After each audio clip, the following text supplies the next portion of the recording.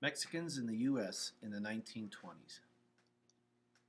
1910 to 1920, the Mexican Revolution. In the decades following the Mexican-American War, very few Mexicans emigrated to the United States. In fact, more Mexicans left the newly claimed American territories to live within Mexico's redrawn borders. Then the Mexican Revolution broke out in 1910 and lasted for a decade. This caused a wave of migration. Many Mexicans fled to the United States to escape the violence and instability of the revolution. At the same time, the United States was experiencing a labor shortage due to World War I, which these immigrants and refugees helped fill. Mexican immigration to the U.S., 1894 to 1940.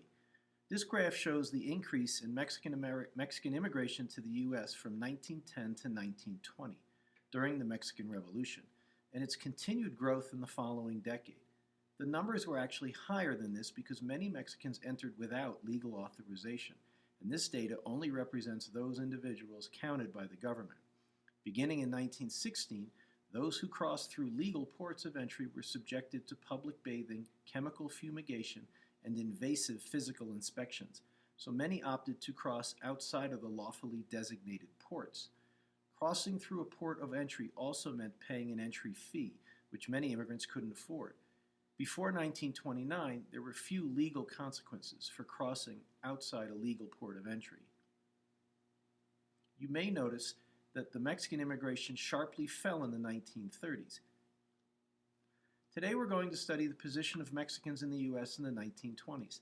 Although the Mexican Revolution ended in 1920, Mexican migration to the United States continued to grow in the 1920s because of job opportunities in the U.S., especially in agriculture, mining, and railroads.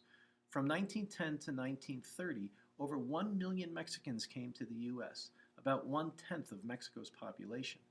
By the 1920s, many Mexican-American communities were established throughout the Southwest and some in the Midwest.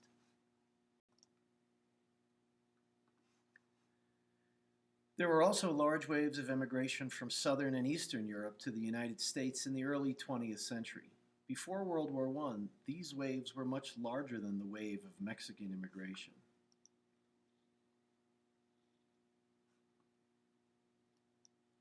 Many U.S.-born white Americans disapproved of immigration from countries outside of Western and Northern Europe to the United States. They argued that immigrants from other parts of the world were inferior and would not assimilate into U.S. culture and society and were therefore a threat or a burden. Nativists included eugenicists and the Ku Klux Klan.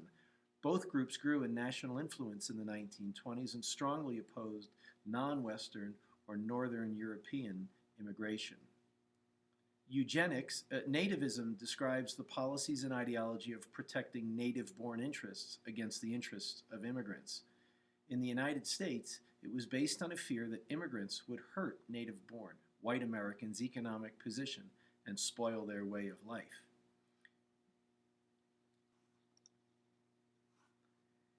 The Immigration Acts of 1921 and 1924. In response to this growing anti-immigrant sentiment, President Warren Harding signed the Immigration Act of 1921, which for the first time established a national origins quota for immigration. In 1924, Congress and President Calvin Coolidge acted to restrict immigration even further by reducing the number of immigrants allowed into the U.S. to just 2% of the total population of each nationality in the U.S. in 1890. It also banned all immigration from Asia except for Filipinos, since the Philippines were now a U.S. colony. The percentage of entries available to Western and Northern Europeans increased, and the percentage for Southern and Eastern Europeans dramatically decreased. Despite these drastic restrictions placed on immigration, countries in the Western Hemisphere, notably Mexico, were not placed under a quota.